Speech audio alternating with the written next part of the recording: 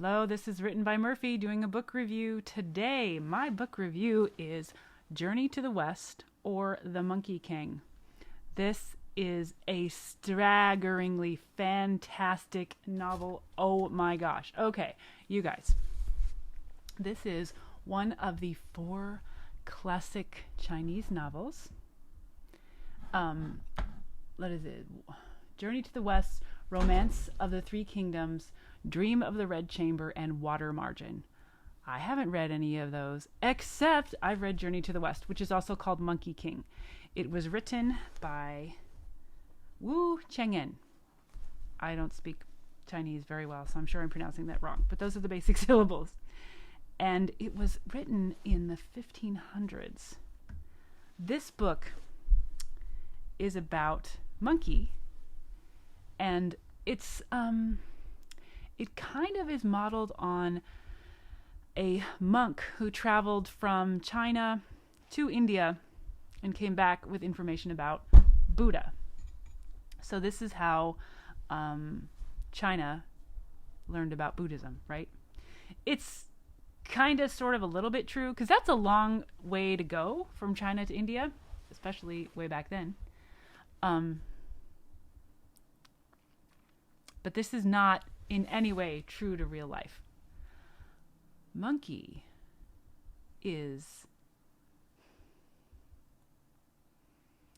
accompanies this monk that goes, but he has some adventures, and we get to know his personality before he follows the monk. Monkey has the self-control of Cookie Monster, but he also keeps pursuing enlightenment. Why would somebody who has that kind of crazy, self involved in himself and what's good for him, why would he do that? But he does. And he pursues enlightenment, and he finds out interesting things. He learns from a monk how to become immortal and how to change his shape, and this helps, and then this leads him to different adventures, and he is like totally self-interested. He decides that I'm going to go see what heaven's like, and makes a pest of himself in heaven and gets himself in trouble and eats all the immortal fruit, and that gives him even more superpowers. What? And eventually he gets involved in the trip with this monk. There are a couple other characters that also support the monk. They are called pilgrims. Okay, it's kind of a cast of characters.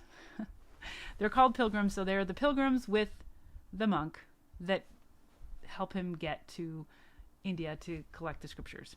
So that's kind of the reason they're traveling, but they have all these crazy adventures along the way. And Monkey can do anything. Let's see. What did I say? He gets powers of immortality, specific protections. Over the time, he learns how to be resistant to fire and wind. He gets these titles that he takes for himself, equal to heaven. Like, what? He is equal to, like, what? How great. He manages to acquire all these things that life has to offer. Wow.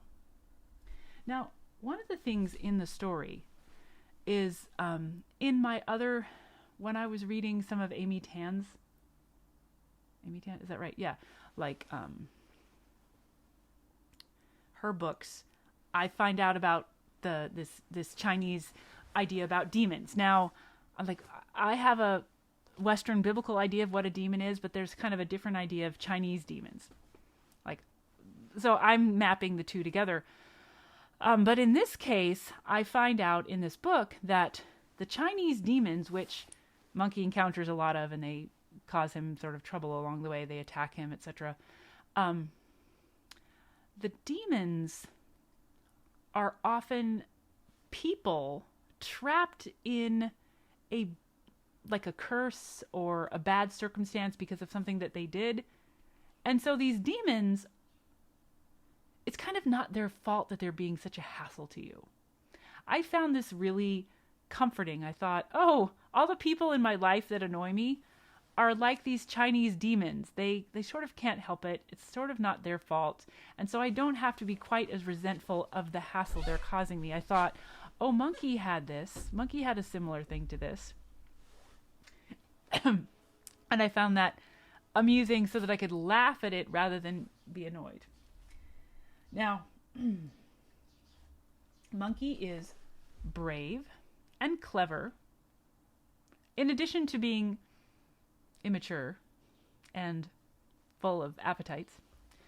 The other pilgrims that go with him are Pigsy, a pig, who is a demon because he did something that he wasn't supposed to do, and then he was a person that he became a pig, and he accompanies Monkey, who was never a person. Monkey was always his origin of his story was that he was a rock that became shaped into a monkey.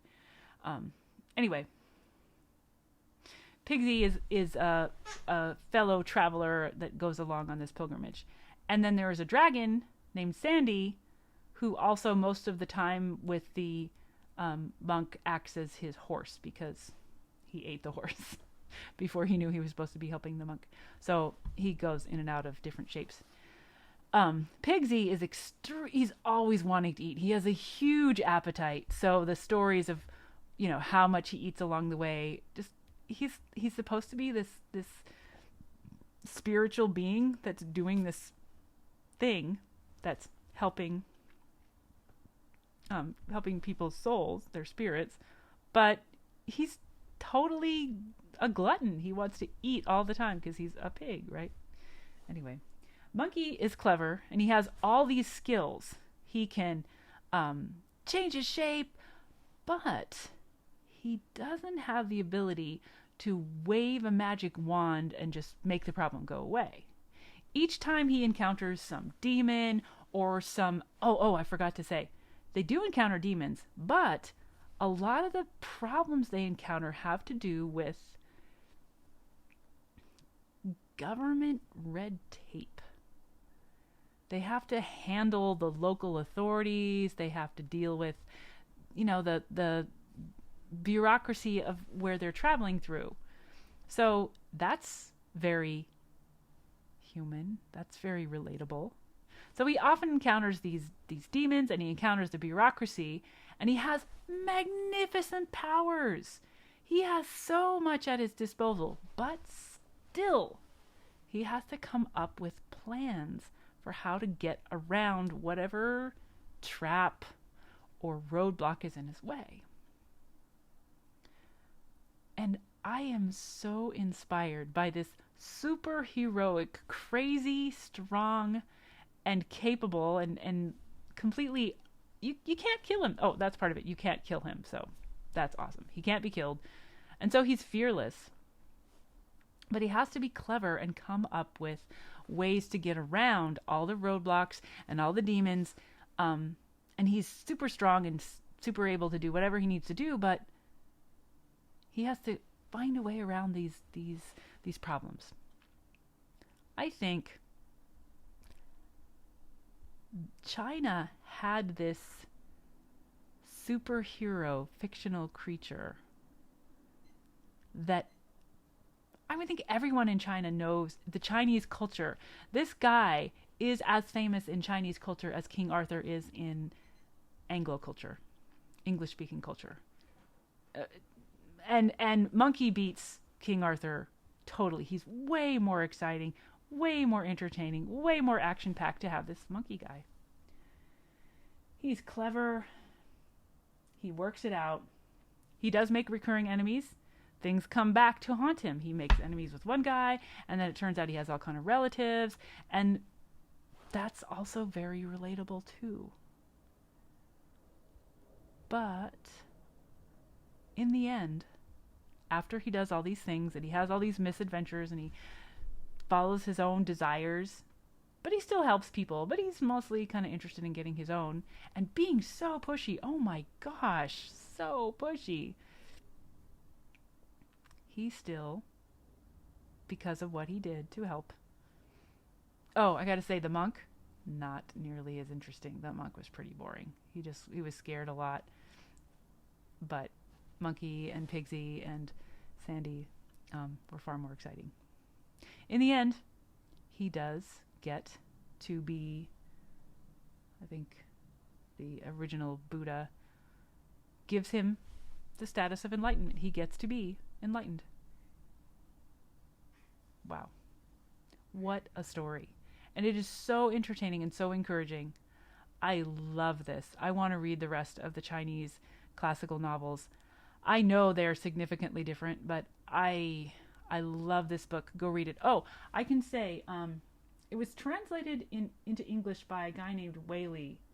And that's how, I mean, hey, these are books in translation. I don't read Chinese. It would take me a long time to become expert, and it's probably worth doing, but I'm not going to. I'm sorry. So this was translated in the early 20th century, I believe. No, it was earlier than that. But it was translated into English. This translation that I heard is by Lovell. Goodness, shame on me. It's by Lovell, and the wonderfulness too is this recent translation, which I can recommend, was put into an audiobook, which is the version that I read. It was way fun to listen to this audiobook, and that's what I can recommend. So it's important when encountering a book in translation to get a good one. Journey to the West by, let me make sure I get it, Julia Lovell. So, great one. Translator and editor. She did cut a couple things, just a little. And this book really changed my life. I see the world differently now that the awareness of Monkey as a model, a role model, is in my life. What do you think? Are you a person that knows about this Monkey character? I think every single superhero and kung fu person or all the martial arts kind of stuff has to have been inspired by Monkey. What do you think? I'd love to hear what it is. If Monkey has been in your life, I'd love to hear what you think about him. Let's keep the conversation going.